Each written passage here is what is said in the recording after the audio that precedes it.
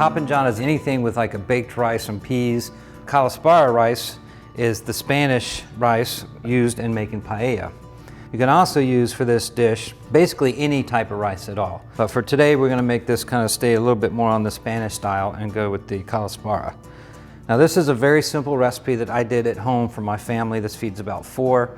Onion, sausage, garlic, little rosemary, some black-eyed peas, salt, chicken stock, rice. Very simple, very easy. The sausage itself has all the seasonings, and we're imparting that flavor into our rice and into our black-eyed peas. So salt and pepper and onion and garlic are pretty much all we need for this dish, and we really want the sausage to be kind of the star of what we're doing here. So I like to get everything ready before I start cooking. So it just kind of goes 1, 2, 3 in the pan as we go. This is my dried rosemary that I keep around, even though I've got an entire tree of it in my garden. I'm just going to use a little bit of my dried stuff here. This is cooked sausage. You can use raw sausage, but if you're going to sear it, it'll hold its shape better this way, and you got nice identifiable pieces of sausage. Oop. And you can snack on it too. Now the type of sausage you use in here is really up to you. The sausage we're using today, this is an Italian style sausage, which means basically that it has garlic, fennel, and chili flake in it, and a little bit of oregano. So this is my paella pan. It's called that because it's short and wide. Let the pan get hot, then add the oil, and let it start smoking a little bit. And we're just gonna put a little color on our sausage, brown it, and that's gonna get the bits cooked in there and just that kind of character and that depth of flavor by bringing out the sugars by caramelizing it.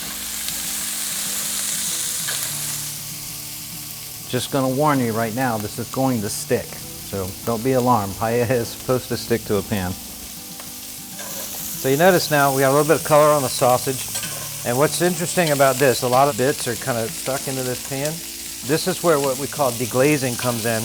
And a lot of times you'll deglaze with wine or stock, but the onions and the garlic have moisture in them. So as that liquid comes out, it's gonna pull some of that fond off the pan and get into the onions.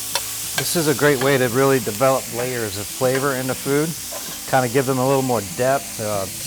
You know, notice now how, if you look at this pan, see how that pan's clean? So all that caramelized bits of meat have been pulled up by the onions, and now we're going back into the onions, which are holding the flavor for the dish. So now we're gonna add our rice. I'm gonna cook that too, raw. The fat from the sausage and the oil that we have in this pan, and all that flavor that we pulled off the pan, I wanna cook that into the rice. And it's gonna help the rice stay separate too. Now we're gonna pour in our chicken stock.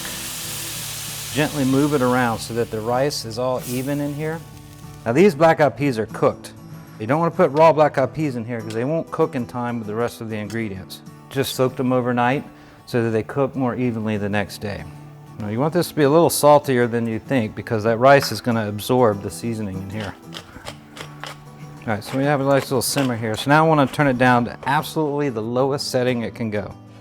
Make sure I've got this thing centered so it's not cooking one side more than the other.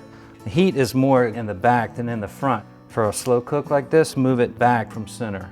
20 minutes on that, just like cooking rice at this point. Voila, Hoppin paella. The rice is beautiful cooked, separated, hot.